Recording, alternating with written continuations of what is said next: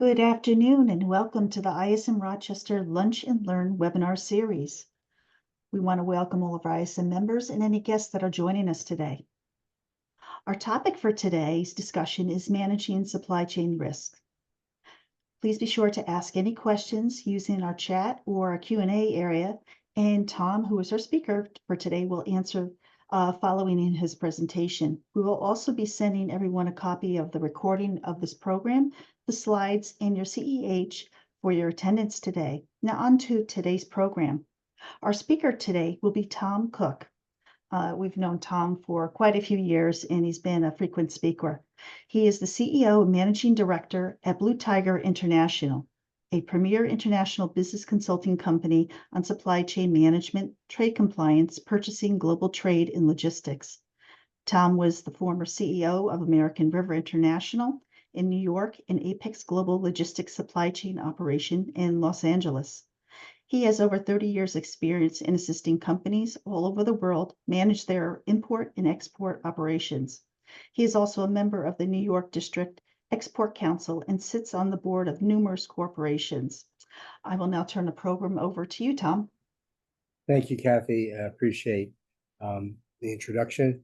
And I always make mention that, I deal with a lot of different associations, and Kathy, you do a great job at what you do. The people in Rochester are very lucky to have you. So Blue Tiger International, we are supply chain management consultants. We basically help companies navigate the challenges of supply chain, particularly those that are involved with international footprints.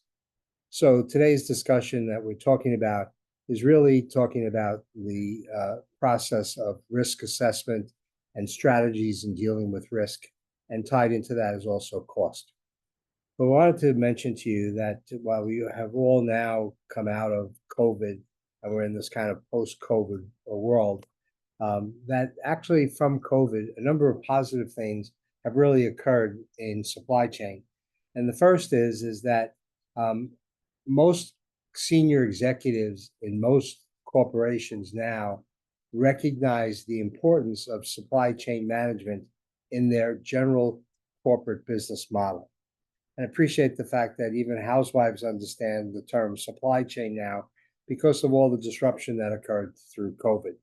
So the raising of that bar of supply chain in people's consciousness is that critical benefit, which has brought along the management structure, meaning that supply chain people in procurement, people in operations, people in manufacturing, people in distribution, okay, and people in various silos within the supply chain have now had their positions elevated within their organizations.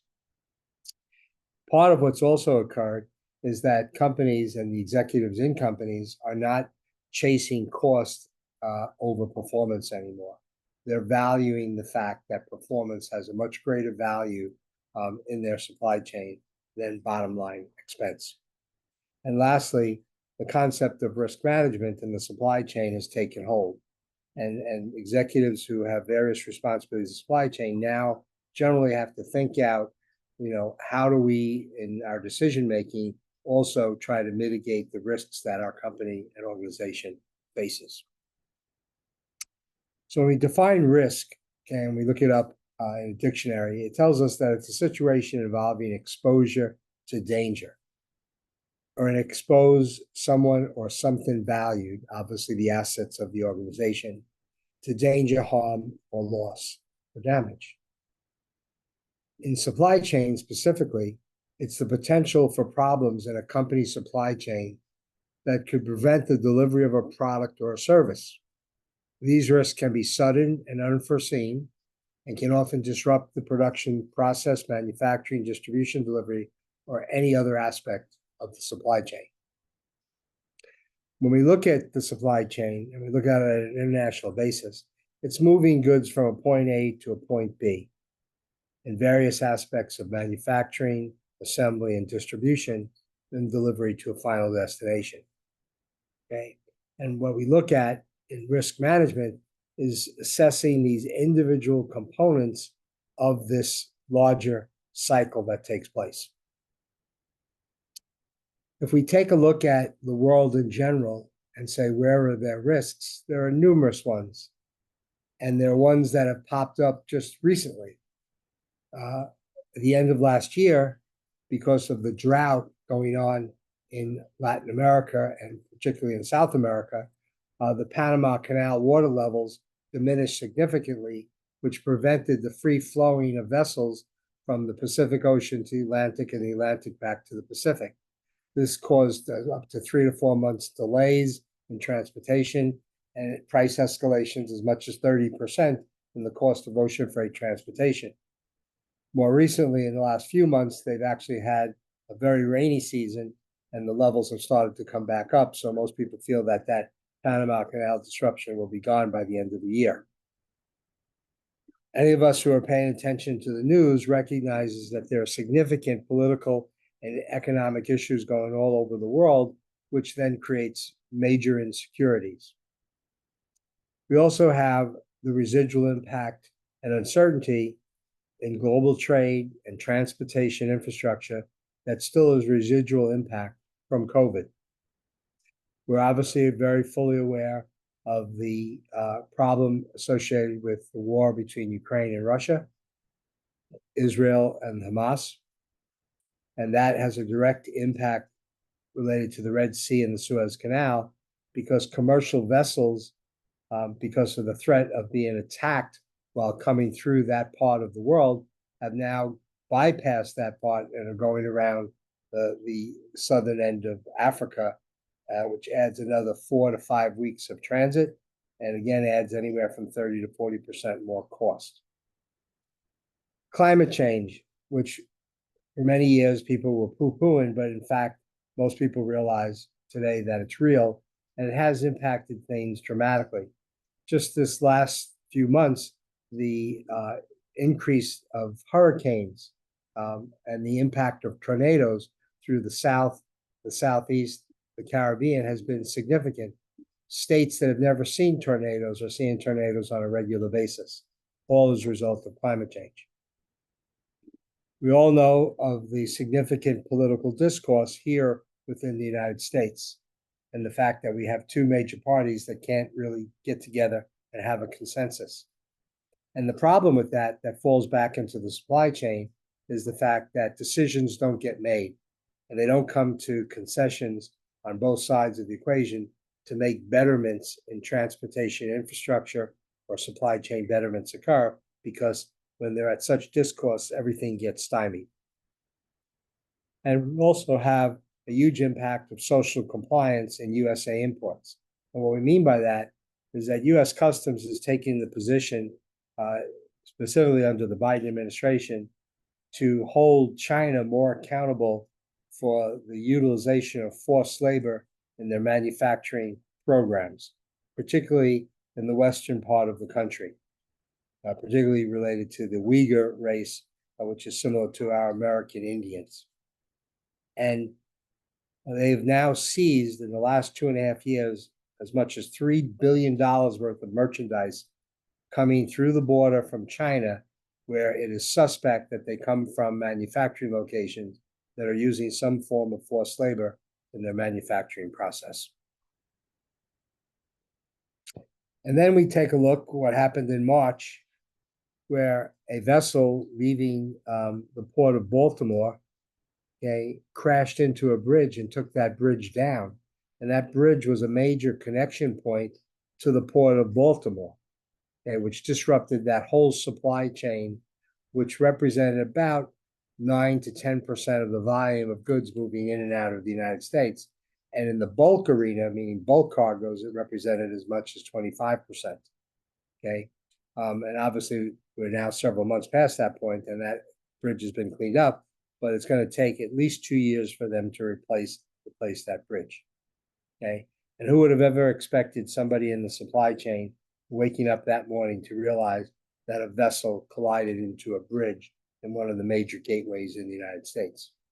And what to me is even more worse about this particular situation is that the Department of Transportation, about 2 months after the event in May, put out a white paper on the subject that there are another 187 bridges in major waterways in and out of the United States that are all in harm's way and not protected the way that they should be, meaning that this potential type of incident can happen again. And that's just the United States. Think about the supply chains on a global basis of how many rivers and streams, estuaries, harbors, where there are bridges that are crossing in Europe and Asia and the African continent and in South America. It's just enormous that this issue now has raised its ugly head. And then if we look right as of today, in August of 2024, we've had a significant escalation in the war with Russia and Ukraine. And that escalation is that Ukraine is now fighting on Russian territory and being successful in acquiring Russian territory.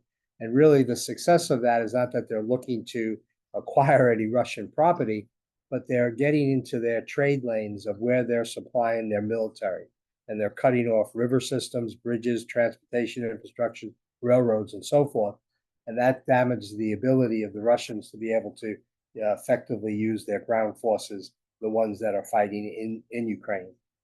And appreciate the fact that most people who are political analysts look at this and say, you can only poke the bear so much before they strike back. So does that mean Russia is going to escalate to a degree that's going to now bring Europe and possibly the United States into this conflict? And then we've seen now this significant escalation in the Middle East, and really appreciate the fact that the United States is on red alert and has moved a significant amount of military assets back into the Middle East, hopefully as a deterrent, but also as a means, if in fact Israel gets attacked by Iran, that will be entering into that position from a defensive side. But again, it puts American soldiers in harm's way. These factors now have a global impact. They have an impact politically and economically, and they have an impact on the supply chains that operate all around the world. When we look at risk and cost in the supply chain, particularly from a global perspective, what we do is we dissect what we call landed cost. Landed cost is the actual complete cost that takes the acquisition cost of merchandise or the selling cost of merchandise, and we build in all the other factors that relate to freight, taxes and duties, handling charges, permitting, fees, and so forth that a company incurs along the way. And appreciate that these fees could be as much as 100% of the value of the merchandise once goods are either imported or exported. So we look at these things as silos because ultimately they become areas that we could turn around in strategically thinking through various solutions. And I'll share some of those in a few moments. Current risks that are going on in international business relative to supply chain is there's a significant imbalance in global demand and capacity. Appreciate that COVID created a major shift of assets on trade lanes that required it. And then as COVID dissipated, starting in the November of 2022 and all through 2023 and into the part of 2024, that has now created an imbalance, meaning that there are assets where they're not necessarily needed, and there are not sufficient assets where they are needed, and therefore it's created this imbalance. As a result of that, the pricing in international transportation, which peaked around November, December of 2022, started to come down through 2023. We now have seen March and April, May, June, and July, the pricing of international transportation go back up and increase to almost about 60% of what it was through COVID. The last 2 weeks is the first time we've seen a little bit of balancing out of the spot market in international ocean and air freight, but it's still much higher than it should be based upon this imbalance of demand and capacity. Part of the issue as well is that while generally the economic issue around the world is down, there's still a requirement to move a significant amount of import and export freight. And there's a lack of equipment and infrastructure to be able to do that successfully and expeditiously as well as economically. And lastly is this freight cost escalation in rapid rise. In some algorithms, some of the people who do the predictive work on freight costing on a predictive basis out 12 months are predicting that, by the end of the year, if this escalation continues, we'll see pricing as high as it was in COVID, which means that a container, which should be about $2,500 coming from Asia into the United States, is now sitting at around $7,000 or $8,000, could rise to as much as $17,000, $18,000 by the end of the year if this algorithm holds out. Inflation also has an impact on the global supply chain. All of us know very clearly that we pay significantly more for everything that we're buying. It doesn't make a difference whether it's a major asset like a car or a home, or it's just the food that we put on our table, we're paying more. Part of that has to do with the fact that the cost of duties, the cost of freight, the cost of energy has gone up, and it took several years for it to trickle down completely. But part of the reason for the inflation is this significant increase in costs in moving goods internationally around the world. And if that continues to stay in a rising situation, this will be more problematic to every individual, because the trickle-down theory moves it from the industrial base down to the consumer base. And for a lot of us, we're required by management to keep things in a lower cost as we possibly can. And when we chase cost so dramatically, there's consequences to that. Okay. And what we like to do from the consulting side with companies is to try to prevent the mindset of constantly looking for the least expensive and the cheapest and the lowest value, but more of the mindset of getting the best value for your spend. If you're going to spend $1, okay, negotiate to get the best value for that dollar rather than trying to get that dollar at 90 cents. And this also brings in risk management in the supply chain, and appreciate the fact that when we move the concept of risk management in the supply chain, okay, there's generally going to be a balance between the cost that we pay for everything, not only the product that we buy in, but also the transportation of it and all the levels that are involved in moving goods from point A to point B. Managing risk and cost ties in directly to managing resilience, sustainability, and opportunity in our supply chains. Okay. And I believe that our senior management team, whether it's explicit, but it certainly is implied, is a primary objective of all personnel engaged in supply chain. It doesn't make a difference whether you're in customer service, you're in manufacturing, distribution, operations, okay, procurement, okay. There's an expectation, again, if not explicit, clearly implied, that you're working to reduce risk and cost in the supply chain, and you're trying to develop and create the best opportunity to have resilience and sustainability in the supply chain. Because resilience, the word resilience and the word sustainability tie directly into the concept of risk management. Some things more specifically to think about is trying to, in our responsibilities, conduct cost and risk benefit analyses between the decisions that we make and the strategies that we're using, particularly to determine whether there may be better ones that might have greater value. To identify, measure, and benchmark and quantify the steps that we're taking, what we refer to as quantitative analysis. To make sure that we're communicating these information flows to all the stakeholders, the beneficiaries of the supply chain, that eventually leads to strategies that mitigate the exposures that we have in risk and the amount of cost that we spend in managing that risk. And again, creating this balance between sustainability and resilience in our supply chain. And that's really a positive thing that came out of COVID, that more and more companies are spending more time focusing on this and driving more of the spend into this category. When we look at risk and we face risk in front of us, there are three things that we can do with that. The first is we can deal with it where we assume it. We sit back and say, our risk tolerance is such that we're willing to absorb this risk that we face. Or we can transfer it. And typically that means we're going to transfer it to a third-party insurance company.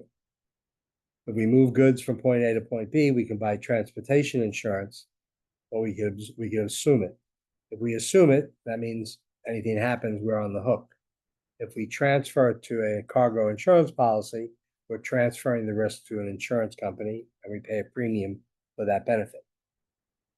Mitigation means we take steps to prevent the risk from happening. How we package the goods, how we mark and label the goods, who we use as carriers, how we ship, okay? All our paying attention to all the detail of the goods moving through the process is all mitigation, okay? So these are the three areas that we can only deal with risk, and they become choices. And generally, most companies have a balance between the amount that they assume, the amount that they transfer, and the steps that they take to mitigate circumstances. And also appreciate that risk is a relative subject. Risk management is relative because it varies from company to company and the executives who own and run companies, okay? And our responsibility for those of us who work in the supply chain is to collaboratively, okay, work with our management and our ownership to understand what their risk tolerance level is. And once we understand what their risk tolerance is, we can make better risk management decisions in understanding, that balance now between resilience and sustainability against cost and the risks that follow. Again, mentioned it previously, we need to conduct on a periodic basis. You have clients that do it quarterly, some do it semi-annually, but no more than at least once a year, where they do cost, risk, benefit of all the aspects and structures in their supply chain. You need to identify, measure, benchmark, and quantify. Benchmark is a key word here because you need to be able to have access to, like in similar circumstances in other companies, to see how well you're doing. And belonging to an organization like ISM helps you network in a community of other supply chain executives where you can have references of how things are done by other companies. We need to communicate those things that we find to all the people who are impacted by that function, which are the stakeholders. And from that, develop mitigating strategies to continually improve the supply chain where we raise that bar of resilience and sustainability. And that's really what risk management is in the supply chain. So let's take a look at an example, a real example that I pulled out of one of our client files. We have a client that's based up in Rochester, New York, and they export very fragile electronic equipment, okay, from a manufacturing location in Phoenix, okay, controlled by their corporate office in Rochester. They move it, in this case, to Busan, Korea. It's a vehicle navigation system, and it's to a brand new customer. The shipment is valued at $500,000. It's shipped in a wood case, 4 feet by 6 feet by 8 feet, a pretty large box. 800 kilos, pretty heavy. This one is going to be shipped from Rochester all the way to Busan. DDP is the Incoterm, the International Commercial Term. Ex-Works, FOB, right? These are terms that are used. DDP is the 11th term, delivered duty paid, which means that the exporter, the seller, meaning this company that's located up in Rochester, they have the responsibility of delivering the goods to a final destination, and they have responsibility to customs clear those goods in Korea and deliver them to a final destination. And appreciate the fact that they're now covering a significant amount of cost as they move the goods from the United States to Korea and have to bring it through their border, do a customs clearance, pay duties and taxes, and then deliver it to a final destination. This shipment is going by ocean freight, and it's only one box, so it moves less than container load, So it gets commingled into a container with other freight, okay? And the payment terms are 30-day sight, okay? What that means is that once the goods arrive in Busan, the documents are cited by the consignee, they have 30 days from that point in time. So if it takes 40 days to get there, the customer really has 70-day terms on this transaction. So if you think about this, when I'm in a classroom setting, I say to the students, so where do you see risks in this circumstance? And I get feedback that, first of all, there's a new customer here, so there's no relationship or trade experience. So you don't even know whether or not you're going to get paid or how they're going to respond when they receive the goods. You're shipping LCL ocean freight, which means you're commingling your freight inside a container with other cargo, of which you have no control over. So you can have your crate put into the container first, and they put 4 cans of a hazardous material, an acid, on top of your box.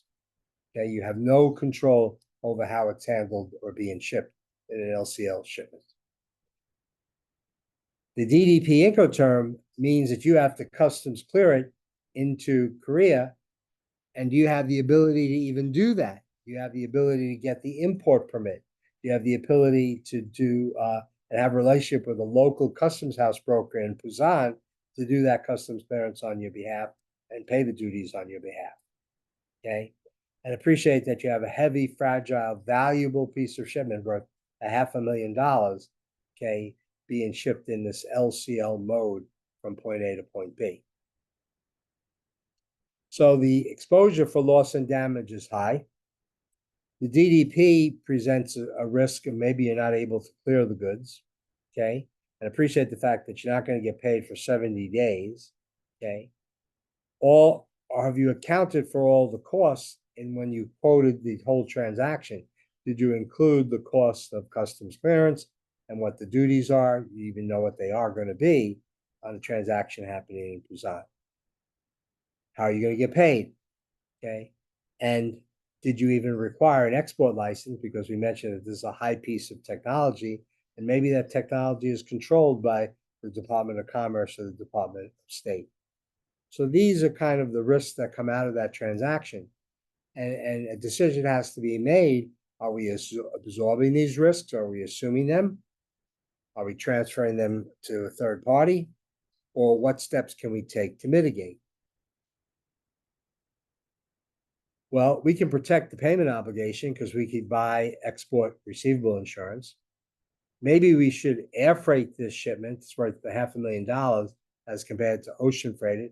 We can control its transportation much better.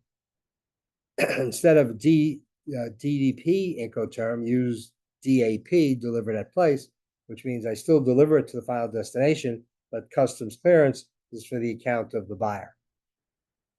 I can make sure I buy cargo insurance to transfer the risk to a third party. I can make sure I upgrade the packaging to withstand the rigors of the transportation system, okay? And to make sure that I know whether I require an export license, making sure that I integrate trade compliance management into that selling process here to make sure that if an export license is required, I obtain one, and that I can legitimately sell those goods to that buyer in Korea. And more importantly, and think when I talk to the audience, does your operations staff know to see these red flags and be able to take action? Do their skill sets and capabilities rise to this level? Are the staff being trained and being trained continually as things change in global trade? And are their management SOPs providing guidance and instruction? I ask these 3 questions because as a consultant, half of our practice is proactively coming into a company and helping them plan and implement strategies to prevent problems from occurring. The other 50% of the work is they already have a fire burning, they have a problem, and they pull us in. So when we come in and we ask questions about the staff and their training and their knowledge base, very typically, particularly in global supply chain, they're not as educated and as trained as experienced as they need to be. So it becomes management's responsibility to make sure they build into their routines and their ultimate need to make sure that they get the skill sets and develop the capabilities that they require to make sure that you're managing risk and cost successfully, which then raises the bar of sustainability and resilience. And just appreciate that when moving goods internationally, the risks that occur dramatically.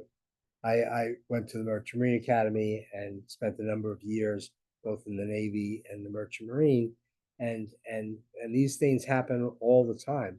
Just last week in Ningbo, a ship exploded that had ammunitions on deck when the vessel was being loaded, being shipped to the United States.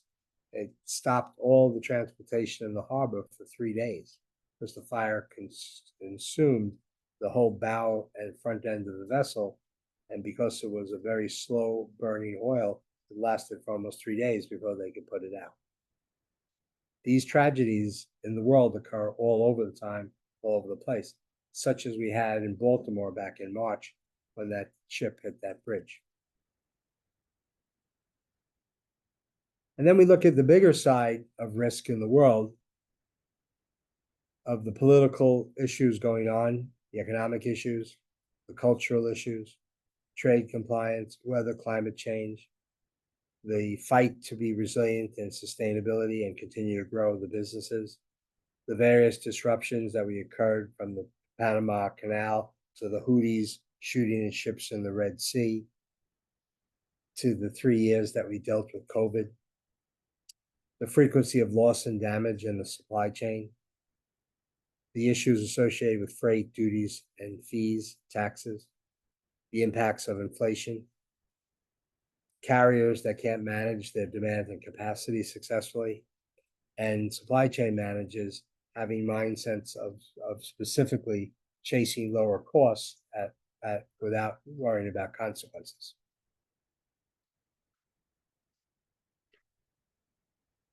So if we chase lower costs, such as let's reduce the packaging, that increases the opportunity for loss and damage.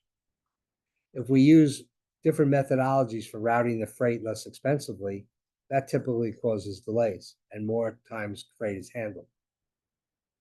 In supply chain procurement, there's always a policy if you want to get the most for your spend, then focus your spend with one supplier. Okay, but we realized through COVID that when we focused our spend through one supplier, and that supplier now can't supply us the volume that we need, we're in a vulnerable position. It's pretty difficult to be vulnerable and create sustainability at the same time. So more and more companies in their risk management approach are diversifying their supplier base. And so you're not focusing your spend, okay, as maybe as intently as you want to, but you're therefore creating a more vibrant risk management strategy.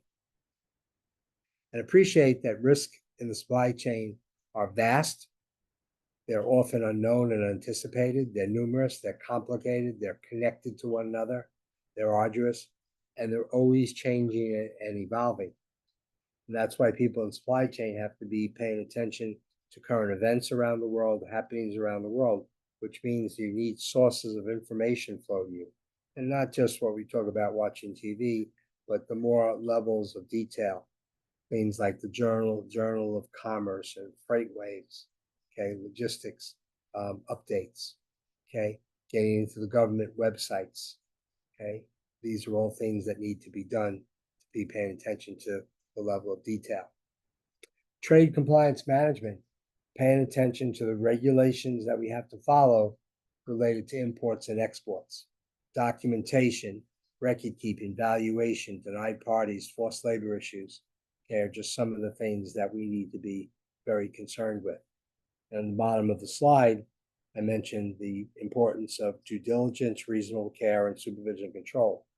That's what all government agencies require of companies involved in global trade and global supply chain, is that you act with due diligence, you act with reasonable care, and you supervise and control the process that you're using in your supply chain, because you're going to be held accountable for any aspect of it if you come out of compliance. So risk and cost to all the various functions can be mitigated through various strategies and tactics that are available and proven solutions in our past 30 years of existence here in the United States and in most westernized economies. So we work within 17 solutions that are outlined on this page, and we could spend an hour and a half just talking about all these solutions. So I picked a few from the grouping here to work with you and show you how they work. Drawback, tariff engineering, distribution locations, alternative sourcing, the choice of Incoterm, freight consolidation, direct shipping, foreign trade zones, and first sale rule are just some of the things that I'll bring to your attention. And again, I bring you back to this landed cost model, because when we look at risk and cost, we look at siloing the various aspects in the supply chain of moving goods from point A to point B, and what aspects that are in that supply chain. And therefore, we can study each silo to see where we can impact cost and risk. Drawback is a program that customs here in the United States allows that says if we've import something and pay duties on it, we now export it, we can claim back up to 99% of the duties that we previously paid. In 2017, Customs did a survey with the General Accounting Office, and they said that U.S. companies leave as much as $8 billion on the tables of monies that they could recover on duties paid on goods that were exported, that were originally imported. Tariff engineering is a legitimate manipulation of a product in order to get a lower duty rate. We were just working with a company up in Seattle, Washington, and they're an outdoor clothing company. And by just creating waterproofing, in this case, adding Gore-Tex to the manufacturing process in China, we're able to reduce the duty rate by 6 points, because that weatherproofing brings it in at a different harmonized tariff number and lowers the duty rate.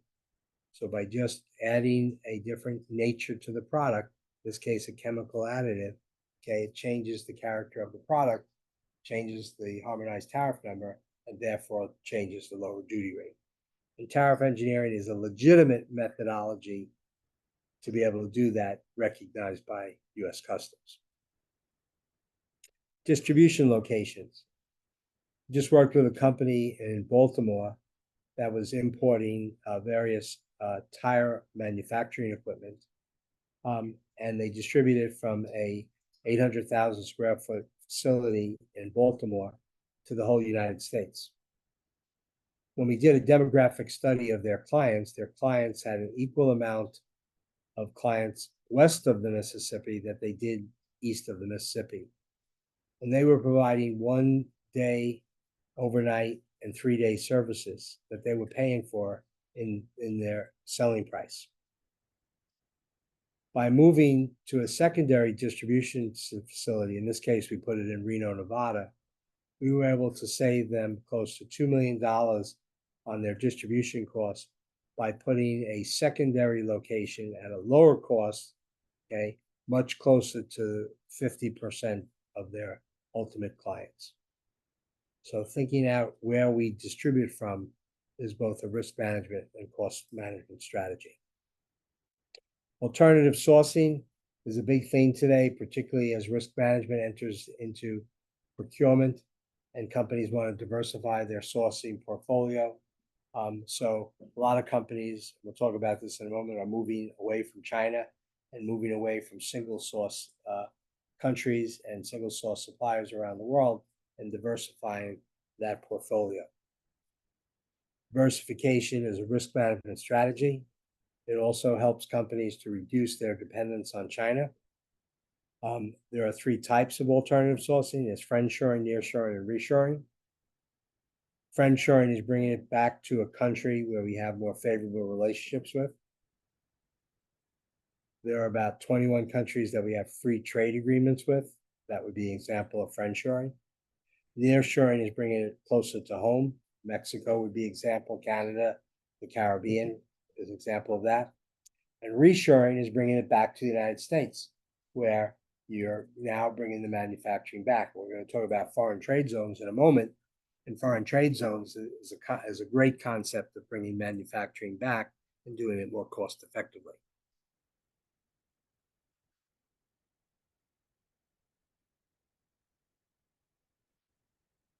A form of both reshoring and friendshoring is the use of Mexico.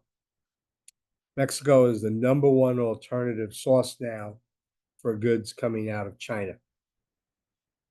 And Mexico and the United States came up with a program a little over 20 years ago called the Maquiladora.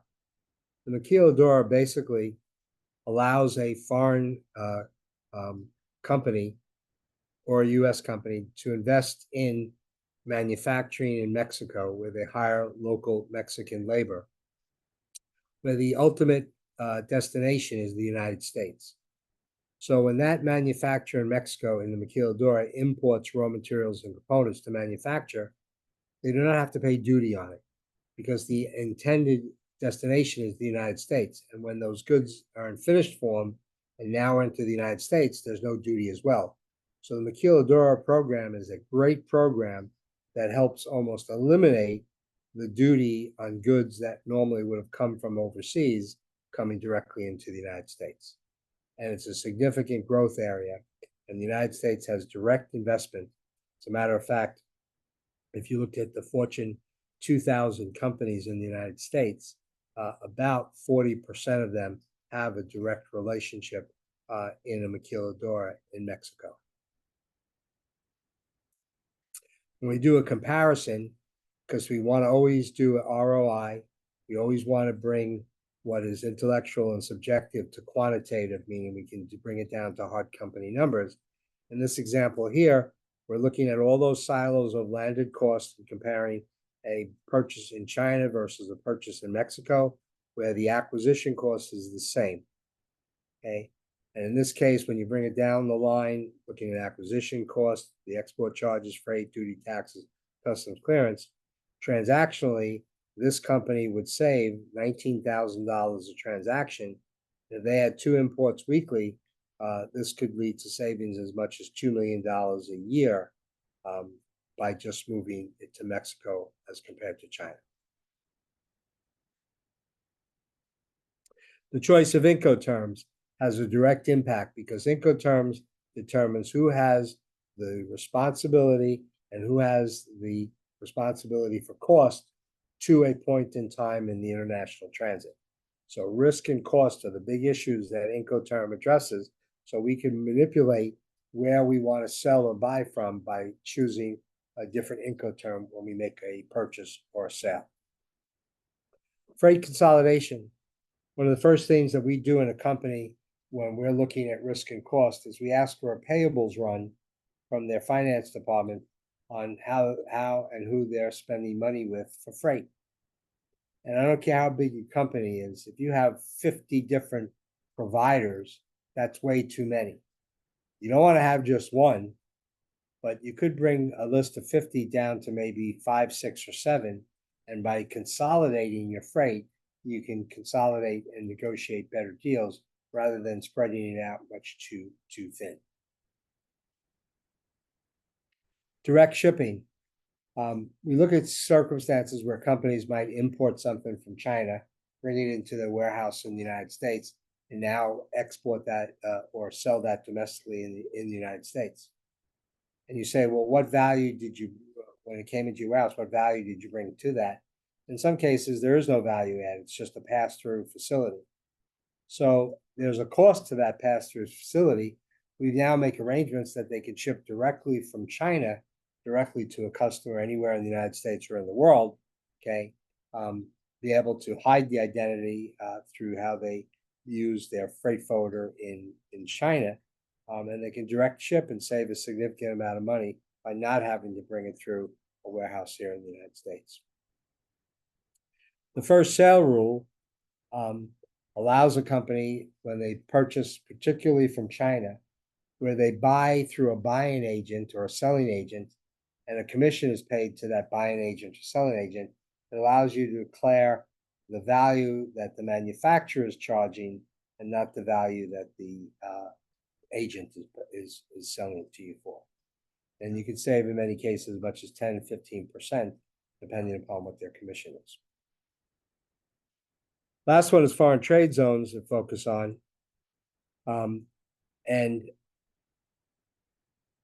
the issue with foreign trade zones is that foreign trade zone is an economic area that sits outside the United States economy.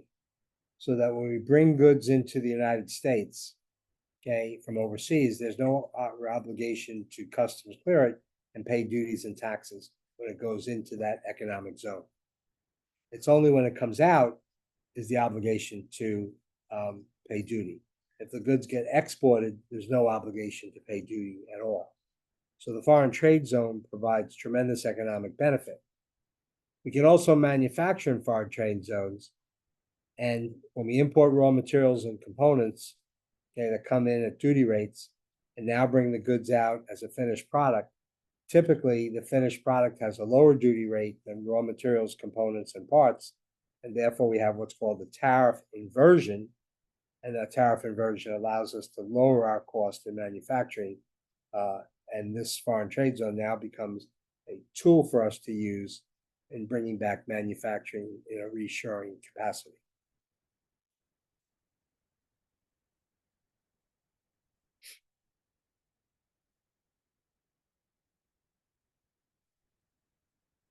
When we talk about risks in global supply chain, we can't not include the issue, and we've referenced it many times in the conversation so far, that we're dealing with a problem with China. They have really damaged their reputation from intellectual property rights and forced information transfers that they require in their country. That's made it very difficult for US companies to provide investments in China directly. China is still wrestling with COVID as an issue. And when they have COVID in a particular area, when it reaches a certain point, they close it down. They close the schools down, transportation, manufacturing, and movement of people until the COVID is dissipated. And we've had many situations once COVID was over here in the United States in November, December 2022, okay, but it continues to this day where there are cities and areas of China that just get closed down, okay, that has a great impact in the supply chain. China's relationship with North Korea, Russia, Africa, and Iran, the forced labor issues that I mentioned earlier, the issues going on with China and Taiwan, South China Seas issue is pretty significant. The relationship that the United States has in the West with China overall has diminished pretty significantly. So for those of us that source from China or have interest in China, you have to be very wary and concerning with this because this situation is not getting better, okay, and is more likely to get worse. In the presentation that I gave a few months ago about what would be the difference if the Democrat was elected, re-elected as president, that time Biden was still running before Harris took over, or President Trump came back into office, and it doesn't matter either one, it's still going to be a continuation of a parting of the ways with China, whether it becomes Harris that becomes president or Trump, because they both look at the relationship to China, and though they look at it differently, they both look at it from a economic standpoint that we have to distance ourselves as much as possible. So a lot of companies create a very specific risk management strategy with China. The one that we kind of recommend is not to eliminate, but reduce the dependency. China is a very successful has a very successful manufacturing prowess. They really, in the last 30 years, has done a tremendous job at creating a very strong, very successful, high quality manufacturing process, both for lower end items, middle end, and high end goods. So we have to recognize that. So we make the point of not eliminating it, but to reduce our dependency is a better way of looking at it. Establish alternative sourcing options, not within China, but with other countries. And examples would be Vietnam, Taiwan, South Korea, Malaysia, Singapore, the Philippines, Turkey, Mexico, just to name a few countries that we systematically move good manufacturing from China to. And if you do have to manage in China, and you do have to, could be a subsidiary relationship, or it could be a unique relationship that you're not able to transfer, okay? You need to just manage that relationship more diligently. When it comes to forced labor issues, managing forced labor more intently and making sure that your manufacturers and their tier 1 and tier 2 suppliers are not using forced labor in their supply chain. You need to be able to document that to U.S. Customs. We recommend intensive training and resource development for operations personnel.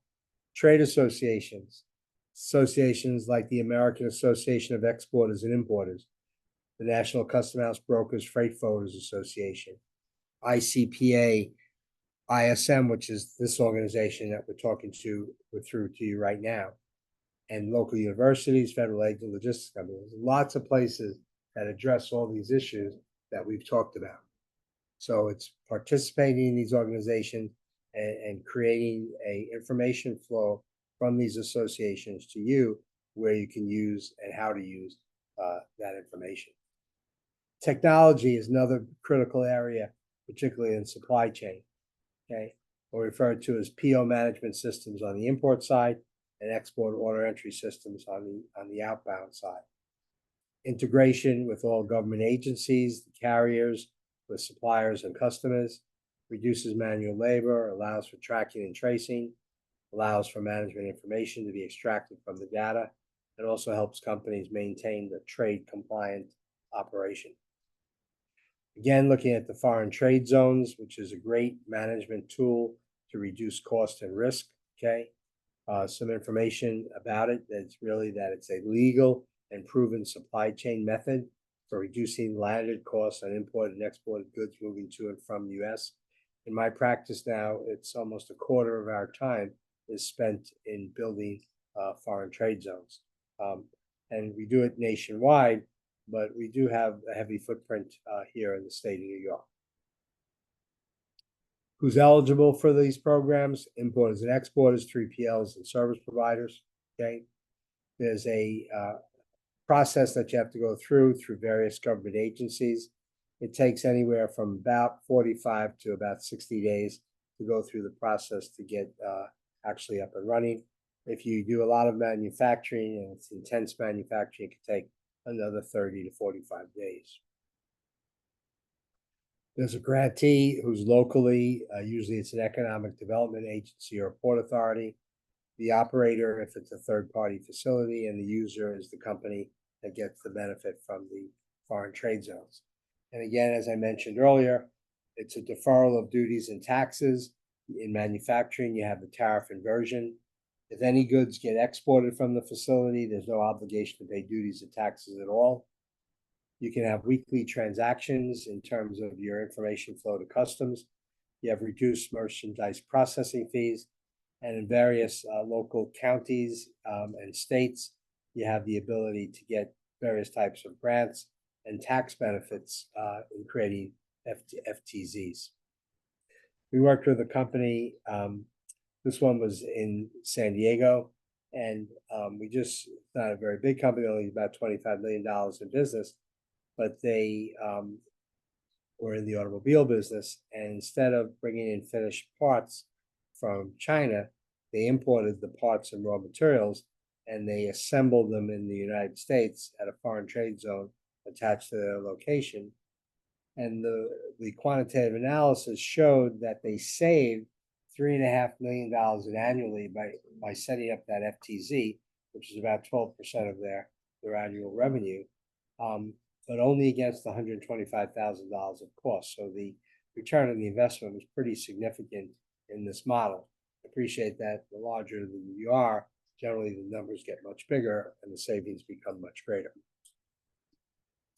And again, we focus on this landed cost model by siloing the specific areas of the supply chain that we work with. So in managing all the challenges that you have in this process, you have to do your homework. You want to consult with external expertise, internal collaboration, discuss with all your trading partners, and properly budget, plan, and execute. We created a 4-step process to help companies actually think through the concept from assessment through to implementation. So we have an assessment process up front, which leads to recommendations, creating a financial model for justification.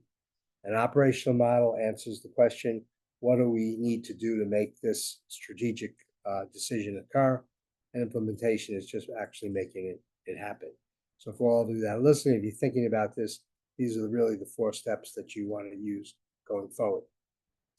FTZs, again, can provide great value in lowering landed costs. Okay, it's a great methodology for sustainability and resilience, again, dealing with risk and cost. It is a great opportunity for assisting in reshoring of manufacturing. Okay, and at a national level, the Department of Commerce likes to say it creates jobs and provides national security interests. So just kind of a summary of some of the points to be made is appreciate that the government is looking at all kinds of controls over freight demand and capacity issues by carriers, the demurrage rulings on what they are assessing, forced labor issues they're paying attention to very intently. Cybersecurity is increasing, and one of the concerns about cybersecurity is we know that it's much greater than is actually reported because a lot of companies don't let anybody know that they've been hacked into, okay, because of the exposure that they have to their marketplace. A lot of companies continue to have price escalation strategies. We don't see it going the other way. We still see companies increasing.